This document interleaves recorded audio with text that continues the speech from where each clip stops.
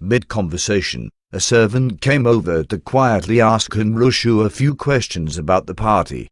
Hanrushu smiled apologetically to Qiao Hao. She turned her head and gave some instructions.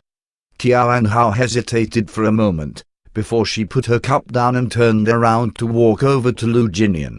She was just 2 meters away from him when Qiao Wanli walked down the stairs. When he saw Qiao Hao, he called out, "Qiao Qiao." Qiao Hao stopped in her tracks to greet Qiao Wanli. "Uncle Qiao." Qiao Wanli smiled brightly and nodded. As he fixed up his tie, he walked over in front of her. The words from his mouth were directed towards Hanrushu, though. "Rushu, it's been a while since I last saw Qiao Qiao. She's gotten so much prettier." Hanrushu had already prepared everything. Hearing Qiao Wanli's words, she elegantly and calmly stood up and walked over to him. She reached her arms out and naturally helped Qiao Wanli fix his tie. "Qiao Qiao has always been pretty, ever since she was a baby." Qiao Wanli chuckled a little. When he turned his head, his eyes met Lu Jinian's, who had also coincidentally just turned his head when he heard Qiao Wanli's voice. Qiao Wanli's smile froze, and he flatly turned away to embrace Hanrushu's shoulders on his way to the sofa. Lu Jinian stared at his back, tightly pursing his lips. His eyes fell, masking the hurt in his eyes. Qiao Wanli hugged Hanrushu as he sat down.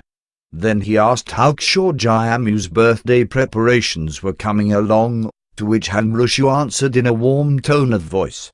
The two of them looked like a married couple who have been in love for many years. Seeing this, Lu Jinian felt a sharp pain, as he remembered that because of his birth, his own mother lived miserable and adrift. The two arms by his side silently balled into fists. Although Qiao Wanli's series of reactions just now seemed quite natural, Qiao Hao could still clearly see the annoyance in his eyes when he saw Lu Jinian. It wasn't like Qiao Hao and Lu Jinian had never pretended that Lu Jinian was Qiao Jiamu when they met Qiao Wanli and Hanrushu. But back then, it was mostly during parties, where everyone had worked hard to keep up the act. They'd never met privately, and so she never realized the reality before. In actuality, Qiao Hao could understand why Hanrushu ignored Lu Jinian and was cold towards him. For the most part, no woman would be able to speak nicely and treat their own husband's illegitimate son warmly. However, Qiao Wanli was unexpectedly just as cold towards Lu Jinian, which left Qiao Hao a little puzzled.